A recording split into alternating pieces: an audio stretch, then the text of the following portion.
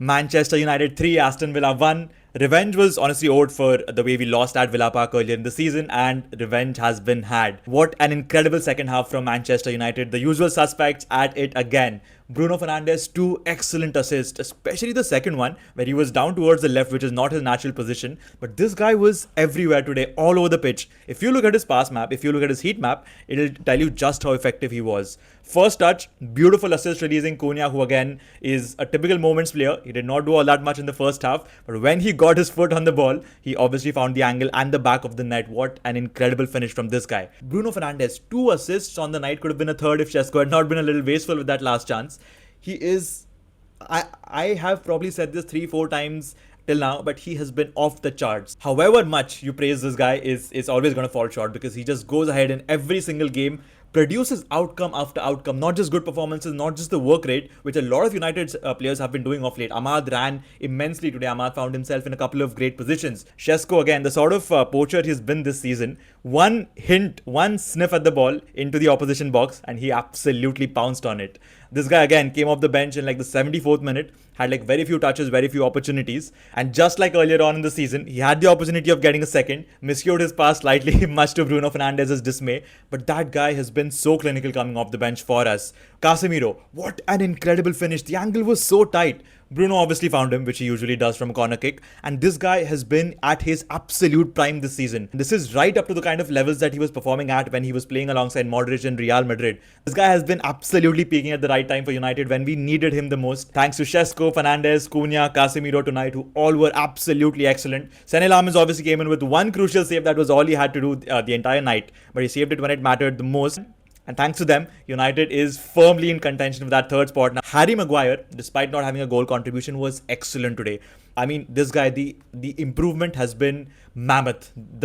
The disrespect that was shown to him, I think, like 3 seasons back, the 21-22 season where he was absolutely horrendous, the levels that he has improved from them has been astronomical. The other major positive, obviously, being that Mason Mount is again back at the bench, giving us that little bit of depth on the left-hand side. United were a little lackluster in the first half, nothing major to write home about, which is where one major character of this whole United story comes in, Diogo Dalot. The difference in this guy's IQ as to where he should be on the pitch and his technical ability is absolutely staggering. I cannot believe how he finds himself in these left wing centre forward positions and the ball falls right at his feet, as it did twice today. And both times the finish was so horrendous. Like, you will not believe this guy actually starts for United every single game. And it is purely owing to the fact that he finds himself in those positions that the manager basically believes that yes, he has the ability of playing those offensive areas well, and every single game he gives you that hope, and then he produces finishes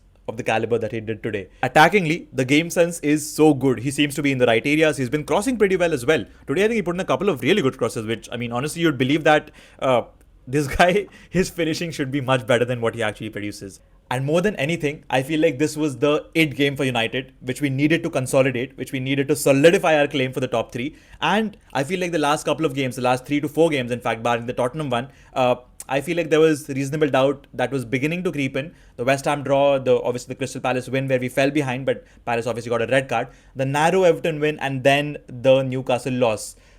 Was Carrick's momentum fading away? Were we failing to consolidate a great start under him? Was United not able to break down defenses that basically sit deep and do not a whole lot the entire game? The failure of United to come off with a convincing win was, I think, what was lacking. And today against Villa, we showed just how capable we are of doing that. It's a well-rounded side that we're playing with.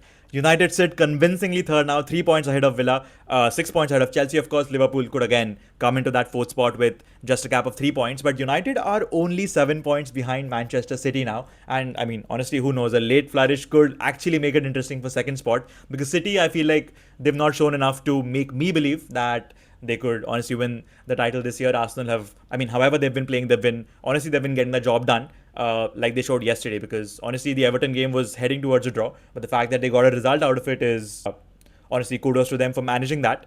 City, on the other hand, were not able to consolidate on an early lead and drop points again. For now, it's United 3, Aston Villa 1, a convincing second half display, and we take all 3 points at Old Trafford. It was a wonderful game to watch.